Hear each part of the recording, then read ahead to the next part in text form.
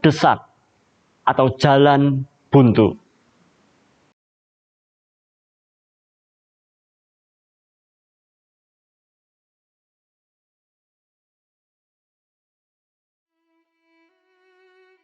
Salam sukacita Ibu Bapak Saudara sekalian yang dikasihi oleh Tuhan. Hari ini kita berjumpa di dalam Sapa Gembala GKI. Saya Pendeta Waskito dari GKI Nusuan mengucapkan salam untuk semua yang menjadi keluarga besar di GKI. Hari ini mari kita bersama-sama berdoa. Tuhan, kami bersyukur padamu bahwa pada hari ini kami bersama dapat diberi kesempatan untuk hidup, diberi kesempatan untuk terus berkarya dan melayani Tuhan. Tuhan, di tengah tantangan yang tidak mudah ini, bimbinglah kami semua, agar kami senantiasa tetap memiliki roh Kristus di dalam kami. Dalam nama Tuhan Yesus Kristus, kami berdoa. Amin. Setiap kita pasti mengalami suatu situasi di mana Anda menghadapi tantangan yang lebih besar dari kemampuan Anda, sehingga Anda menghadapi jalan buntu. Contohnya seperti hari ini. Hari ini saya syuting sendiri. Sebenarnya saya sudah meminta beberapa orang rekan untuk membantu syuting saya, tapi ya apa boleh buat, akhirnya tidak ada lain yang harus ditempuh selain syuting sendiri. Dengan segala kekurangannya, bolak-balik dari kamera, di syuting, direkam, diulangi lagi, dan seterusnya. Tentu syuting sendiri ini membuat kita jadi punya banyak kesalahan, habis baterai, menghabiskan waktu, dan seterusnya. Waduh, mateng ini. Oke, tapi pelajaran hari ini dari firman Tuhan, saya mengajak kita untuk membaca sebuah kisah yang sangat luar biasa, yaitu kisah yang Tuhan beri melalui Lukas pasal 5, ayat 17-26. Demikian saya bacakan untuk Anda. Pada suatu hari, ketika Yesus mengajar, ada beberapa orang Farisi dan ahli Taurat duduk mendengarkannya. Mereka datang dari semua desa di Galilea dan Yudea dan dari Yerusalem. Kuasa Tuhan menyertai dia, sehingga ia dapat menyembuhkan orang sakit. Lalu datanglah beberapa orang mengusung seorang lumpuh di atas tempat tidur.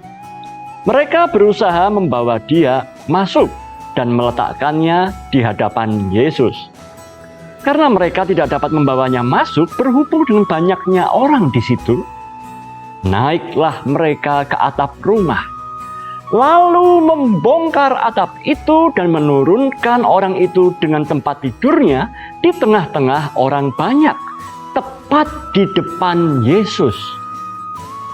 Ketika Yesus melihat iman mereka, berkatalah ia, "Hai saudara, dosamu telah diampuni." Saya lanjutkan dengan ayat yang ke-24. "Kepadamu kukatakan, bangunlah, angkat tempat tidurmu dan pulanglah ke rumahmu." Dan seketika itu juga bangunlah ia di depan mereka, lalu mengangkat tempat tidurnya dan pulang ke rumahnya sambil memuliakan Allah.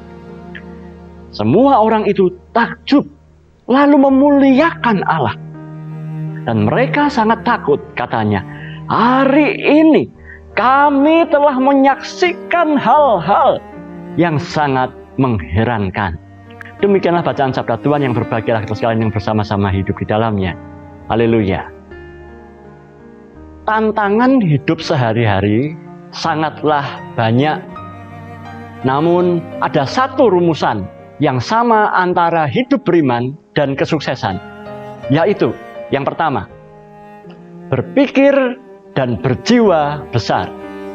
Dale Carnegie pernah menulis sebuah buku dengan judul yang sama, Berpikir dan Berjiwa Besar, dan sungguh amat luar biasa. Hari ini inspirasi tersebut kita baca melalui ayat di mana si lumpuh dan kawan-kawan memiliki impian besar, yaitu kesembuhan sang sahabat. Namun, ketika mimpi itu bertabrakan dengan realita, bahwa di depan mata ada jutaan manusia, jutaan, ada lautan manusia, saya bayangkan ya, berjubel dalam sebuah rumah di mana Tuhan Yesus masuk di dalamnya, maka di sini si lumpuh dan kawan-kawan bertabrakan dengan apa yang disebut jalan buntu, Namun yang luar biasa, si lumpuh dan kawan-kawan memiliki jiwa yang besar. Ia tidak mau berhenti hanya sampai di situ. Ia terus maju. Depan, kiri, kanan, semua kesulitan. Belakang bukanlah sebuah pilihan. Hanya ada dua pilihan, ke bawah atau ke atas.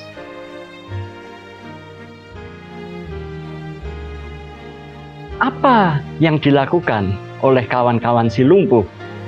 Mereka berusaha untuk berpikir out of the box, di luar kelasiman.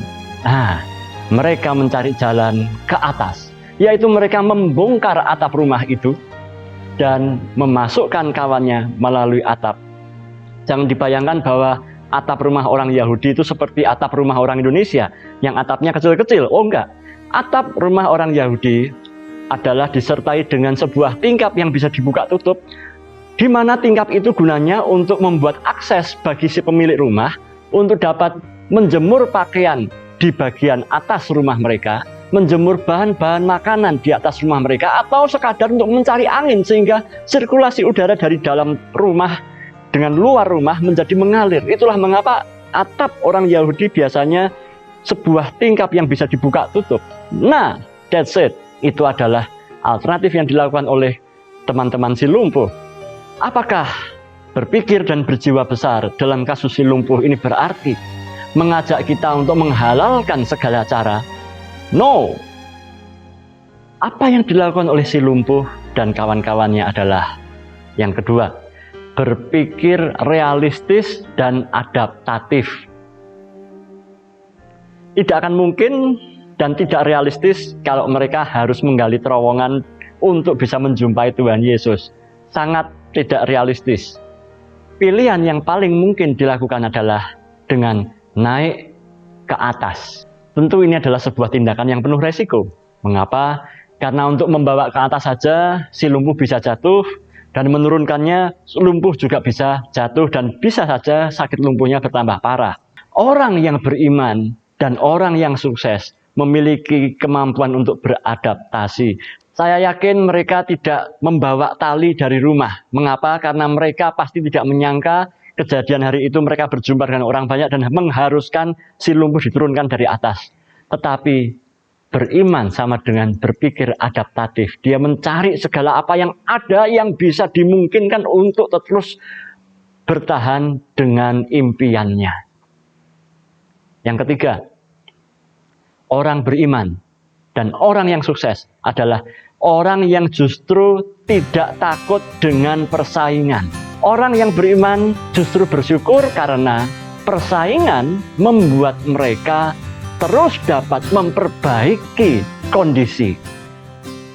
Alkitab tidak menulis bahwa ketika para rekan si lumpuh ini melihat lautan manusia, terus kemudian mereka berdesak-desakan, terus terjadi tawuran di rumah tempat Tuhan Yesus sedang mengajar. Oh, enggak.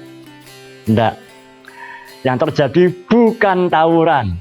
Yang terjadi justru mereka menyiasati kondisi dan tidak mau kalah terhadap situasi. Mereka tidak mau dikalahkan oleh jalan buntu.